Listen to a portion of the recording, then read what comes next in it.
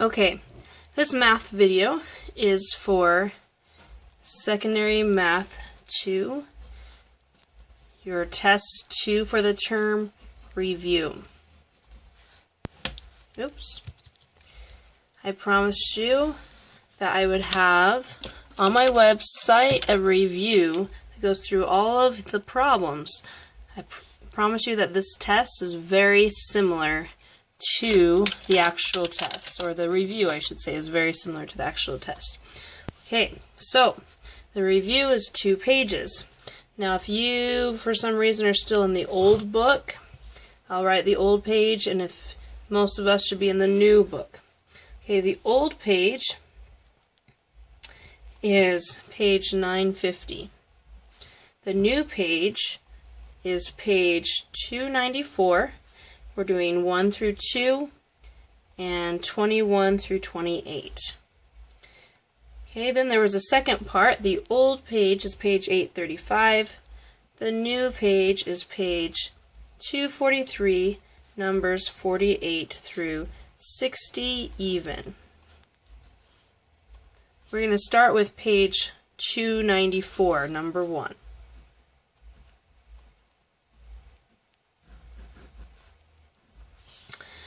Okay, number 1 on page 294, which in the old book is page 950.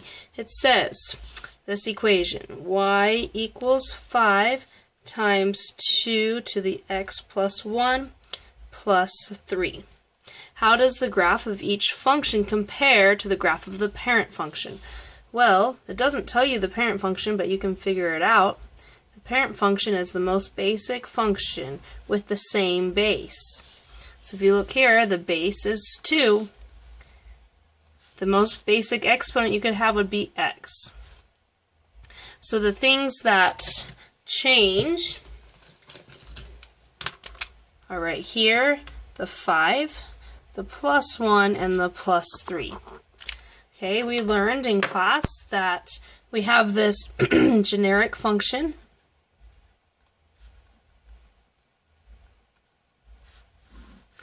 Y equals a times b to the x minus h plus k. You're going to need to know this on the test, so it should be in your notes. We've written it down a few times. A represents 3 things. A represents the steepness. So if a is greater than 1, it is a vertical stretch. And when you pull something vertically, it's going to make it skinnier, which is bringing in the sides, so therefore it's getting steeper. If a is a fraction between 0 and 1,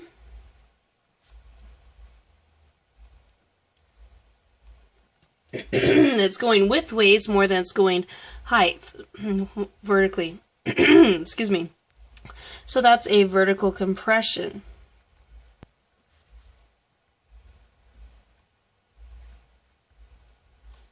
Okay, if you compress something down, like push down Play-Doh, it spreads out wider. It doesn't get taller, it spreads out wider. So that becomes less steep. And finally, the other thing A tells us is which direction the graph is going. If A is negative, so A is less than 0, meaning it's negative, the graph then flips about the x-axis. Okay, A tells you a lot. You need to know all of those. Okay, so let's come over here and look at A. A is 5. It's the multiplier. So 5, which one does it belong to? 5 is greater than 1. Is it negative? No. So it does not flip. It means it's going up. It's going to grow. A is greater than 1, therefore as a vertical stretch it gets steeper. So you need to be able to explain how does it compare to the parent function. Well, we have a vertical stretch getting steeper by a factor of 5. Steeper by a factor of 5. Because it was a 5. That makes sense. Okay, now up here we have the x plus 1, and then down here we have plus 3. Okay, these are vertical and horizontal shifts. And the h is nice because that represents the horizontal. So the exponent is the horizontal shift. The plus k outside the function is the vertical shift. And we say the phrase opposite, same. Opposite, same. Okay, so that if this says minus h, we don't think going left because the negatives are on the left. We think go right. You think opposite. And if it says plus k, that would be a vertical shift up if it was plus. Okay, so if we look over here, it says plus 1. That is a horizontal shift. And we go opposite, same. Opposite, same. So if it says plus 1, we have a horizontal shift. HS represents horizontal shift. If it says plus, we don't think going right, we think opposite. So we go left 1. Okay, then the plus 3 is in the vertical shift position. Vertical shift, VS for vertical shift. If it says plus, we think same. Opposite, same. So plus means up 3. And these, all of those together would be your answer. Okay, so I'm going to move this paper up a little bit. Number 2 requires the same information, again describing what happens. So we can go through this one a little faster.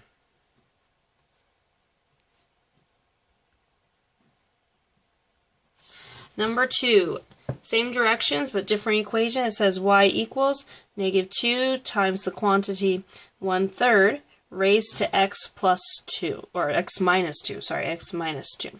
So let's go through the same parts. The parent function is the most basic. The parent would be y equals, what's the base? The base is 1/3 raised to the x. That's the most basic equation. Okay, so in the A position, we have -2 in the A position. So we have to decide, is that a fraction or is that an integer? So we come over here, and A, maybe we should put absolute value there. Absolute value of A is greater than 1. So therefore it is a vertical stretch and it gets steeper. So again we write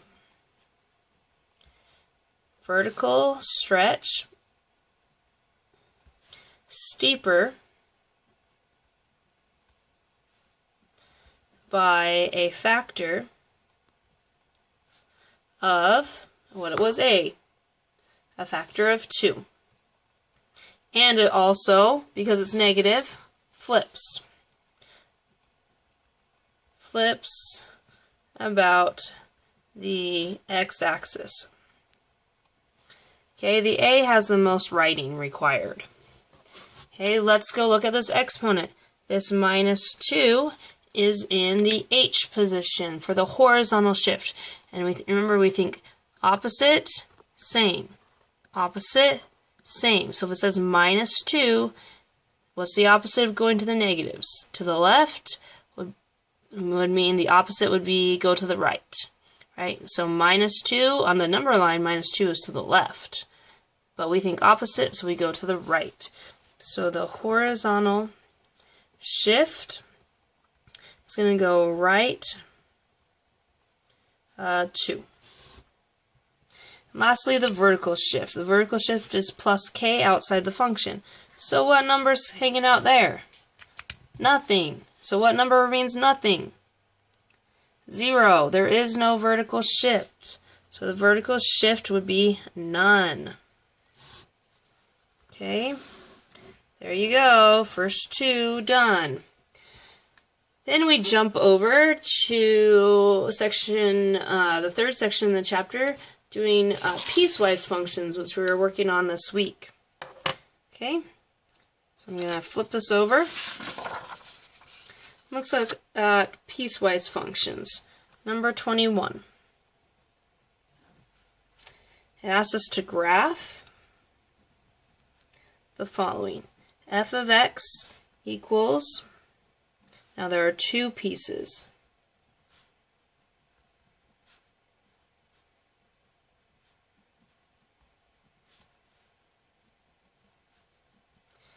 Okay, the two pieces are x squared plus 2 for when x is less than or equal to 2, and negative x plus 1 for when x is greater than 2. Okay, in order to graph, we need points. So we need an XY table. If you have a ruler or the edge of a calculator, grab it out and let's make an XY table.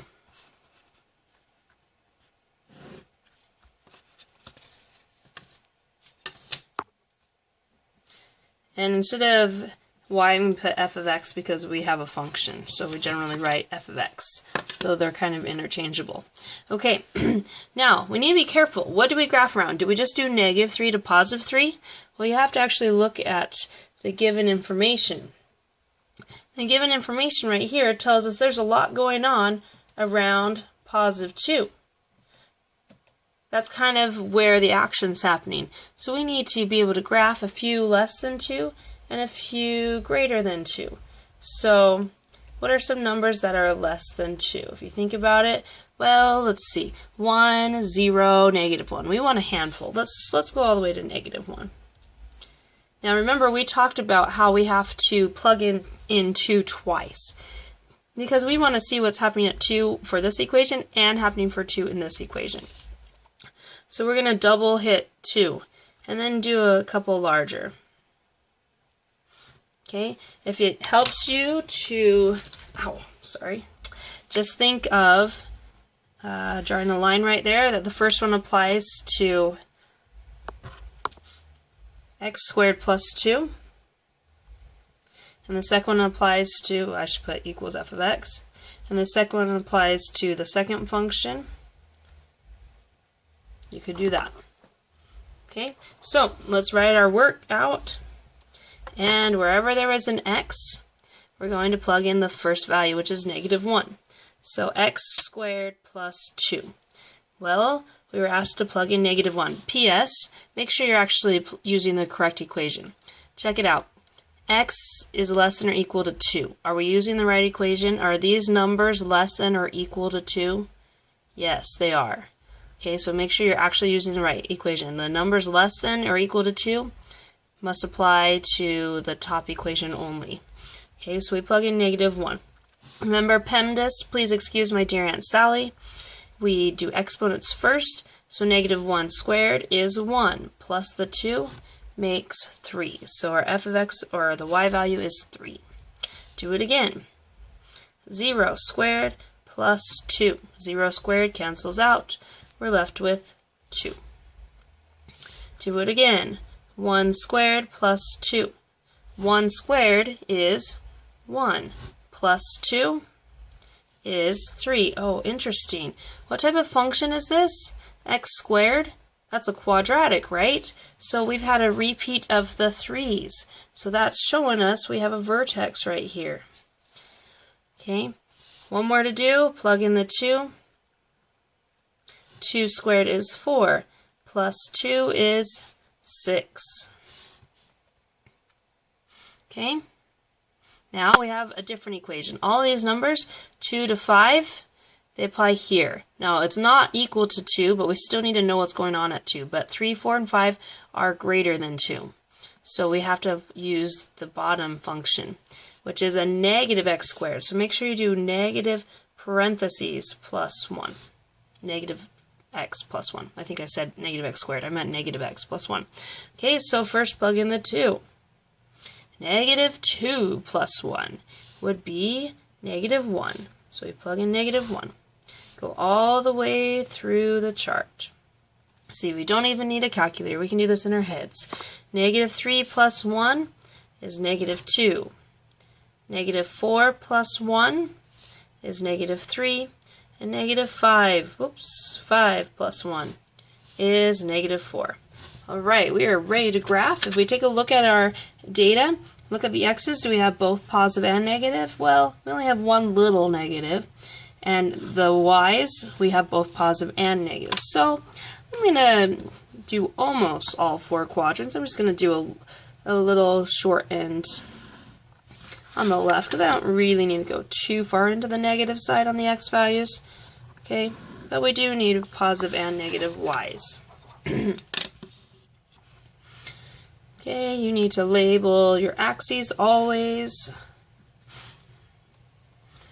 And if you look at the x's, we go from negative 1 to 5. So I'm going to go negative 1 to positive 1, 2, 3, 4, 5. Okay, if you look at the y's, our lowest value is negative 4, the highest is 6. So I didn't make this very tall, so I'm going to have to make sure I can fit 6 in there. 1, 2, 3, 4, 5, 6. And make these the same spacing. 1, 2, 3, 4. Okay, that is negative 4, here is 5, and there is 6. Alright, now it's time to plot the points. We plot everything as points except for at 2. You have to be very careful when x equals 2. So we plot negative 1, 3. That's our first point to plot. Negative 1, 3. Starting in the origin, you go left negative 1 up to 3 and put a nice large point right there. Next one, 0, 2. At the origin, we don't move left and right because it's 0. We go up to 2. 1, 3. Go right 1, up 3. And these should be symmetric because this is a quadratic, which is symmetric around the vertex. Alright, now this one you have to be very careful. Check out the sign. Less than or equal. Remember we talked about those points. Okay, if it is a filled in point, the inequality values look like that. Extra fill, extra line, extra line, extra fill. If we have no extra line, no fill. Okay, remember those. So therefore, on 2, 6, it is equal. So extra line means extra fill. So at the 6, we need to make sure that that's obvious, that that is filled in point right there. Okay, now that's the end of that piece because these are called piecewise functions. So we're going to graph the quadratic because it's x squared, so I know that it's a u. Make sure it's not a v. It's a u. And it stops right there, but on the left-hand side it does continue. But here it stops because we'll have a second piece. Okay, now to graph the second piece, we have 2 again, negative 1. But if you look here, it is not equal to 2. So at 2, negative 1, we need an open circle. So 2, negative, oops, that's not 2. Over here is 2. 2, negative 1, we need an open circle. That allows us to be a function because the vertical line test says it's a function if at every vertical line drawn, you only hit 1 point. So every line here, here, here, only hit 1 point. And right here, because that's an open circle, it's technically still only 1 point. That's why one must be open and one must be filled. Okay, all the rest are just regular points. So 3, negative 2. 4, negative 3. And 5, negative 4. And since this is x to the first power, you know it is linear. So that's just a straight line through those with an arrow. It actually becomes like a ray because we do have a stopping point. Okay, that is number 21. Congratulations, we're making progress. Alright, number 22. Move this up a little bit.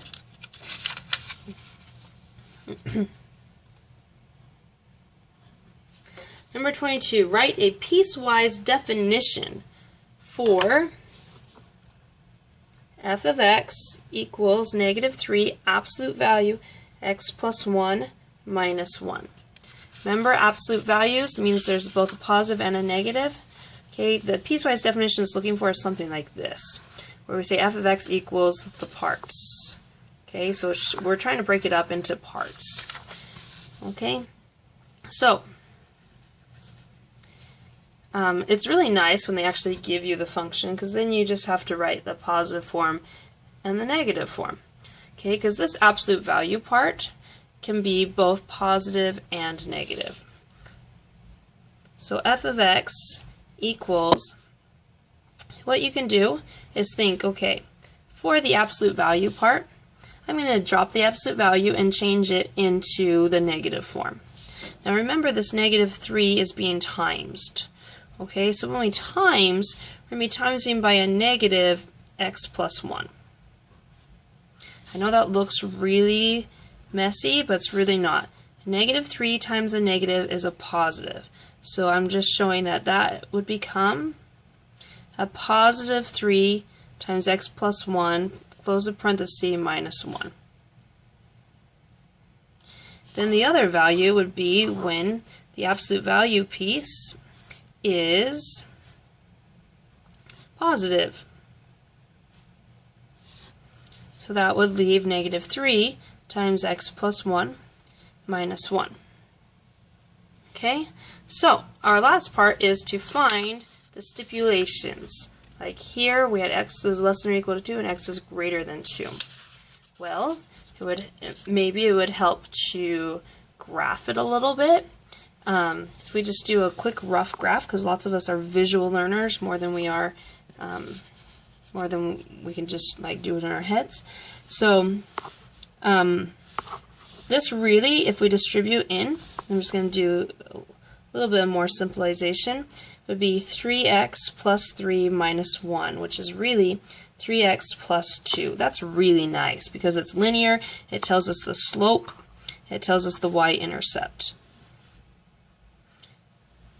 Okay, so if we drew a rough graph really quick, we would have the y-intercept at 2, and the slope is up 3 over 1. So 1, 2, 3 over 1.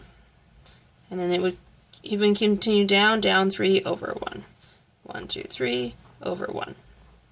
Okay, that's the first one. Okay, the next one, and this was when this was when our absolute value was negative. Okay, the next one then is when absolute value was positive. So if I distribute that negative 3 in, I get negative 3x minus 3 minus 1, which becomes negative 3x minus 4, again giving us the slope and the y-intercept. Okay, so the y-intercept is at negative 4, 1, 2, 3, 4. And we go up 3, actually down 3, wouldn't it be? Down 3, right 1. 1, 2, 3, right 1. And we can go up 3, 1, 2, 3, left 1. Up 3, left 1. And you can see that these parts are crossing. So we really have to find what was the original vertex, which is really easy. If you go back to the original, you go opposite, same. Opposite, same. So the vertex, which I'm running out of room, so I'll change colors. The vertex is opposite, which would be negative 1, comma, negative 1. Opposite, same. So really, our x values are always, for the vertex, are always changing around negative 1, which happens to be right there. See that negative 1? That tells us the value for our vertical shift. Excuse me, actually, it's inside the parentheses. I got confused because it's the same number. The horizontal shift, if we think opposite, it would tell us the value for this.